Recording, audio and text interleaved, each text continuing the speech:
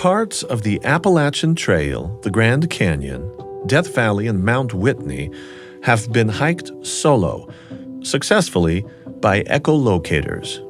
That is to say, using sound alone. No limits has long been the motto, the philosophy of the nonprofit organization World Access for the Blind. And I would say it's a motto they take seriously. All of this is really about freedom. It's really about self-determination, freedom of choice, personal agency. It's not really about the echolocation per se. That's just sort of a tool. That's like an ingredient in the pie. It's a good ingredient. It makes a great pie, but it's just one ingredient in that pie. So for me, when I go into a situation to work with a student, it's all about how to help this student achieve greater self-determination and freedom and personal agency in their own lives. Daniel Kish heard there. As an infant, he lost both eyes to cancer, but once he was a toddler, he refused to be held back. The all-grown-up version of Daniel Kish lives and teaches others to live boldly, with, in, through, in spite of, or maybe because of their blindness. I'm Marcus Smith, and this is Constant Wonder. The story that I told you about this young boy, it's essentially variations on that same theme over and over and over and over and over and over again. Someone essentially striving to find and claim their freedom of personal choice, their freedom of personal dignity, their direction through life. It's not up to other people to chart that direction. It's not up to other people to take responsibility for our lives in the long term. It's for us to do that, and it's for blind people to really step up to the plate and learn to do that. In our last episode, we spoke with Kish about his echolocation techniques, doing our best to learn what a soundscape is like to his ears. He described for us what it's like going solo on a bike, climbing a tree, and we heard how he sizes up all kinds of built environments, interior and exterior spaces, a castle here, a domed pavilion there, his own yard or living room. And without rehearsing it all again, he optimizes data coming at him constantly as sound waves reflected off surfaces, and with a little strategic noise-making of his own, he elicits even more useful data from those surfaces. We're going to turn now to Kish's fundamental premises for living, which are anything but superficial. We'll talk to him about one of his students, and we'll talk about why he thinks blind kids should climb trees and should use sharp knives and hot stoves. I had to ask him if he actually had to learn to be this audacious. No, I think it was always that way. In fact, if anything, I had to tone it down.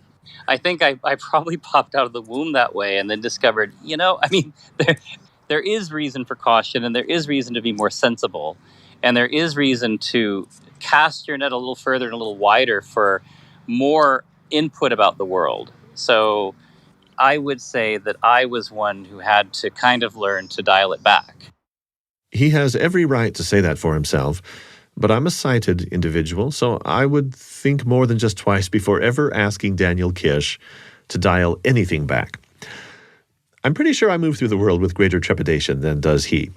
Later this hour, we're going to visit with another man living boldly with blindness, a fellow who opts out of active echolocation, but, as you're going to hear, somebody who's fearless in a way that any of us might want to emulate. Let's first hear Daniel Kish, who I remind you is founder of World Access for the Blind. We're going to hear about his coaching of a 15-year-old in the UK last summer. Unlike Kish at that same age, this was a young man who needed to learn to be a little bit more assertive. This was a kid who was and is extremely smart, very, very, very talented, very good writer, very eloquent, and also very protected. So he was just kind of assumed that he shouldn't be, rough and tumble. And he never really felt like one of the guys, and he never really felt confident to rough and tumble. And so a blind kid like that hears all the fun that all the other kids are having, and is just kind of scratching their heads thinking, why am I not able to participate? Why am I not able to have those kinds of experiences? He spent many, many years in what they call a holiday club, I think they call it, where if your parents work, you go there after school and you spend time there, or if school is out, you go there every day. And From about the age of 4 to about the age of 14, he had nothing to do. He wasn't playing games with the other kids. He basically had nothing to do. He said 80% of the time he was there, he just wasn't interacting with other kids. So that's heartbreaking to me. And I spent a lot of time working with him. For him, it was a matter of feeling more confident, of getting out and exploring, of coming to the realization that he had the capacity to take ownership of his environment, that he had the capacity to access people around him with more self-initiative. Rather than not wanting to bother people, he could get information from people. He could get information from his environment by having the conversation with the environment that we talked about earlier. He could use technology, and he could take control over the adaptations he needed to be able to do stuff he wanted to do. So at the end of the day, he does that. He goes back in school. At first, he encounters resistance because people there aren't comfortable with him taking this initiative, because there's a lot of social opposition to blind people taking initiative. And so he had to fight that.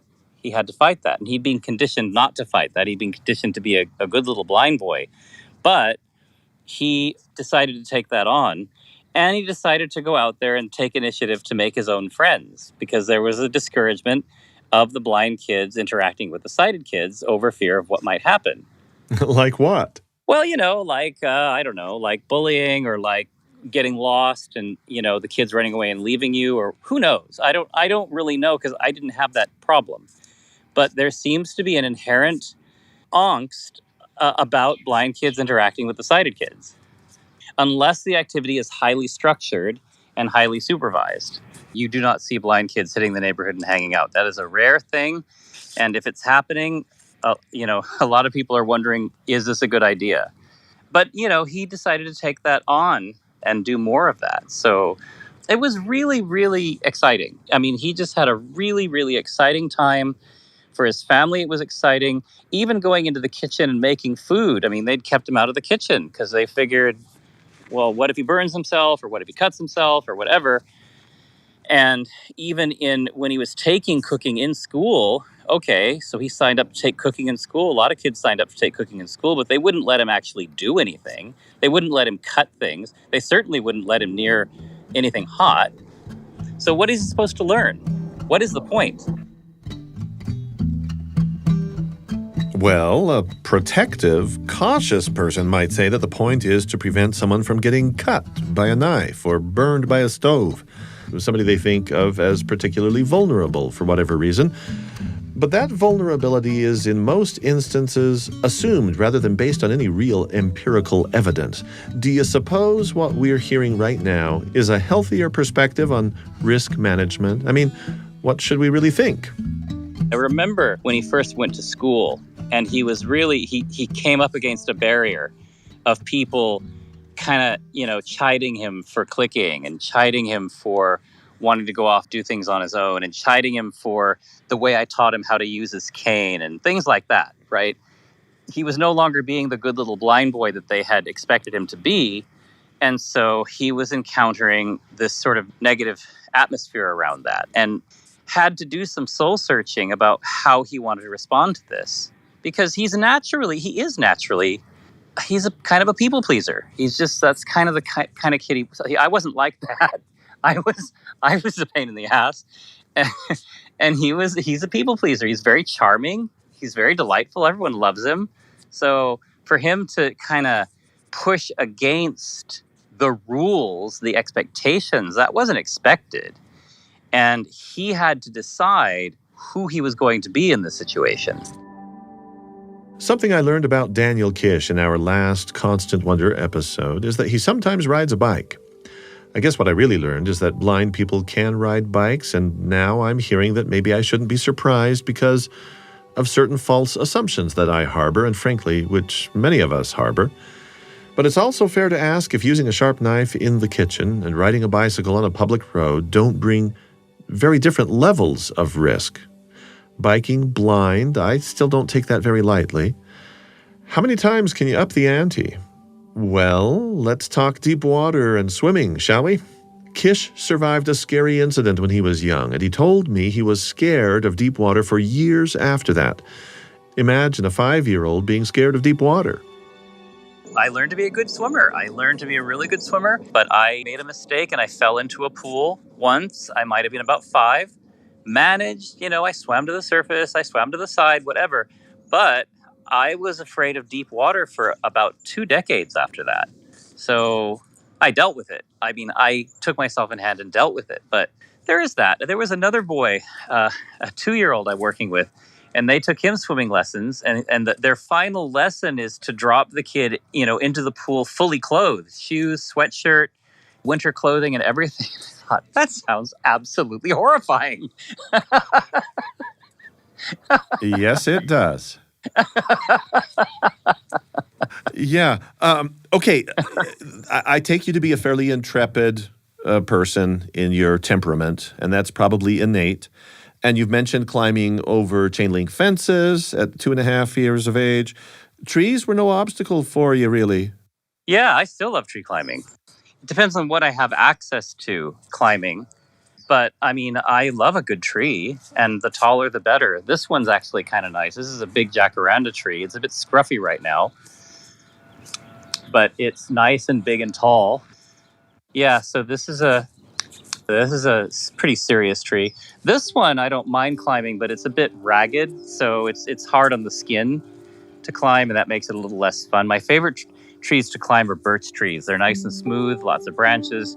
Those are like, kind of like candy. They're like kinesthetic candy. Eucalyptus trees are much harder. I love climbing them because they're sturdy, but they're much more challenging. It's ironic, actually. There are lots and lots of comprehension gaps between sightedness and blindness because the two are pretty much mutually exclusive. They're opposed. They're almost like, magnetic polar opposites. And it's very, very difficult for someone who's been blind all their life to understand vision, and extraordinarily hard for someone who's been sighted all their life to understand blindness. And darkness is not the same as blindness. The irony there is, if I were to say that sighted children are almost like innately predisposed to do, it'd be like running after a ball, like a puppy. Kids tend to be ball happy. If it's moving, they want to run after it. They want to catch it. They want to throw it. They want to do all kinds of things to it. And it has to do with the neurology, really. Peripheral vision, movement vision develops ahead of central vision.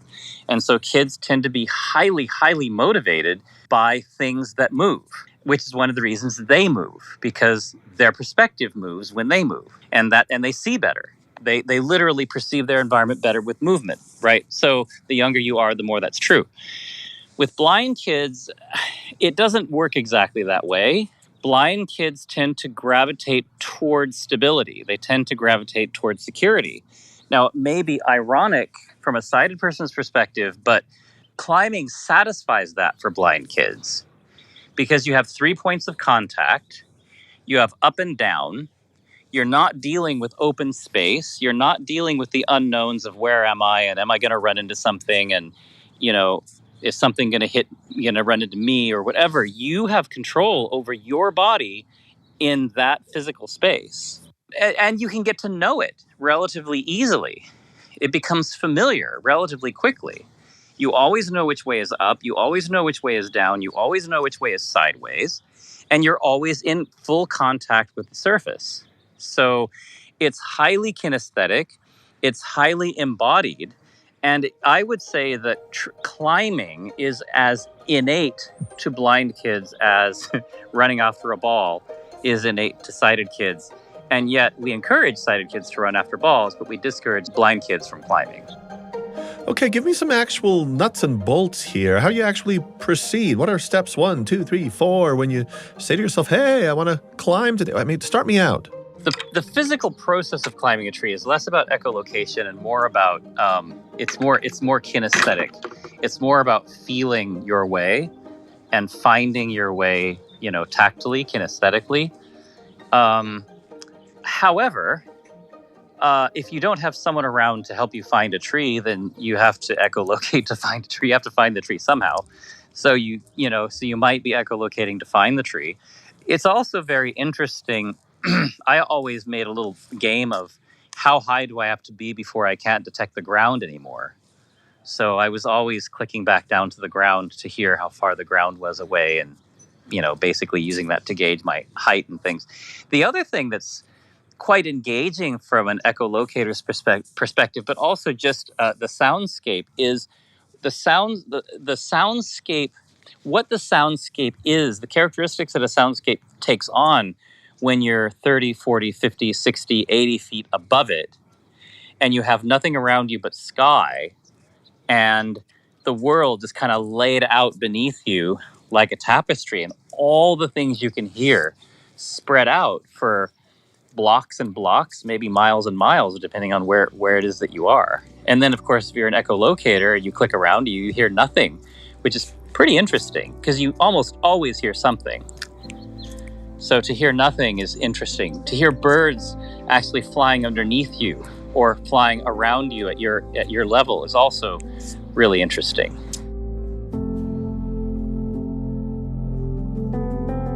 For me, it was a privilege, an honor to hang out with Daniel Kish for a bit, chat with him, to sound him out as he was perambulating his house, yard, neighborhood.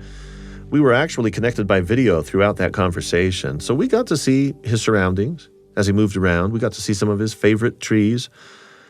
Apart from the visual impressions, we were wanting to capture some elements of his soundscapes. But the scope of this story is more than just the nuts and bolts of how do you do echolocation as a technique.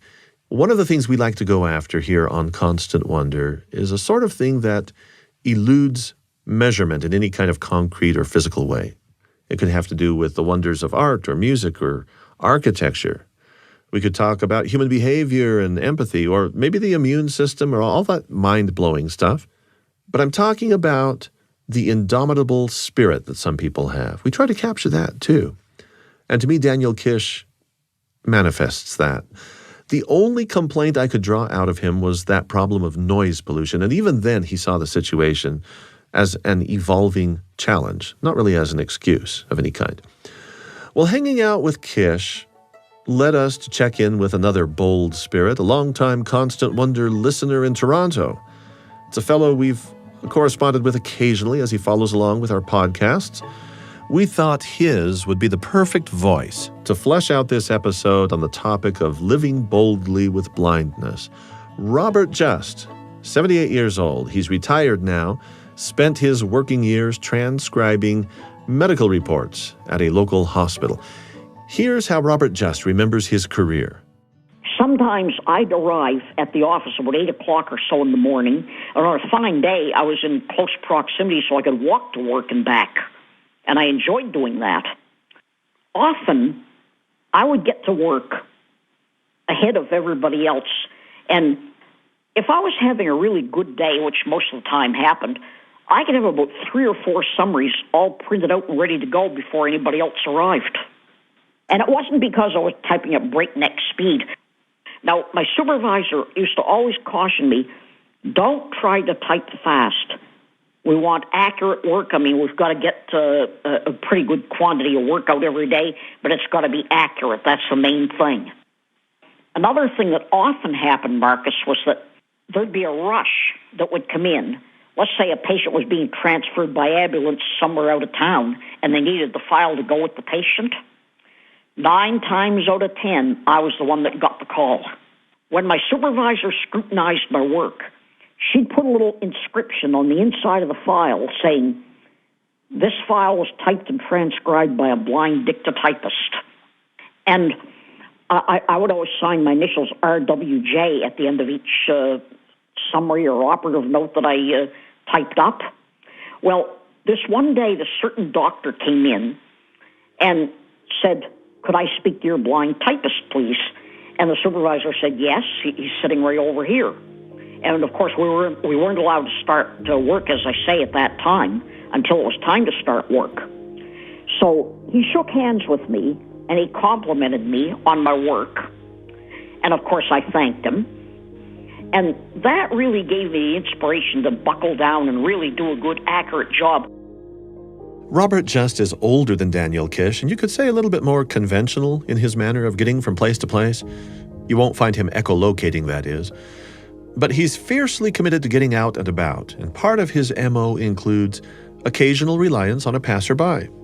He's very willing to take help at busy intersections, where he says he is loath to trust those chirping lights. Well, on some street corners, they have these audio devices like the chirp and the cuckoo and all this sort of thing in really wide intersections. But even there, I really don't feel comfortable crossing a wide intersection on my own, even with those audio signals, because you never know who's going to dart out from another direction.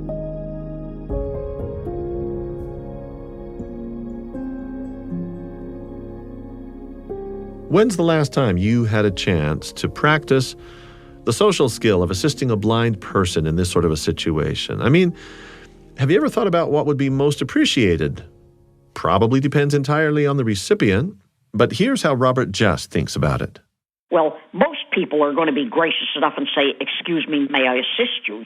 And then, you accept if you feel that you need the assistance. And there's a right and a wrong way to do it. Let me give you an example of something that is a no-no. It does happen around here from time to time.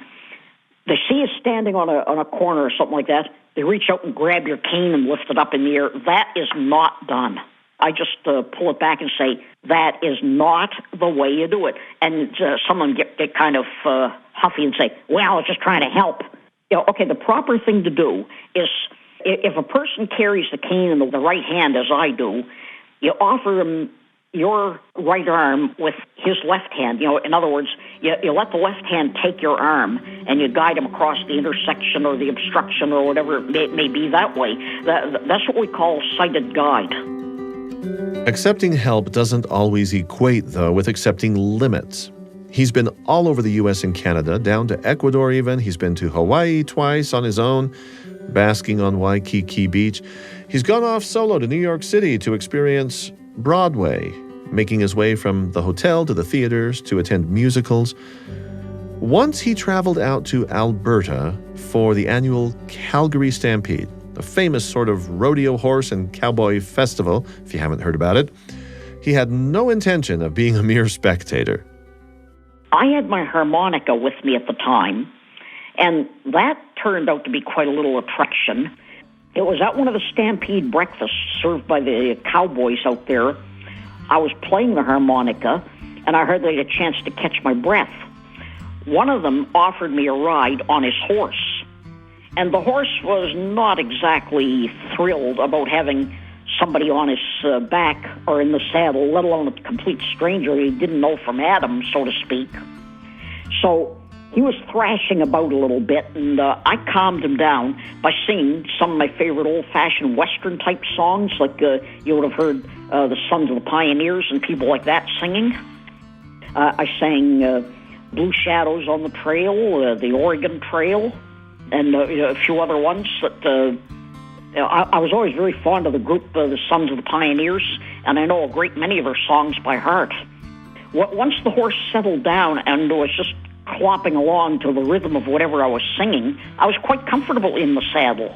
I sang several songs, and then when I got off, the horse gave a really pleasant little whinny of contentment.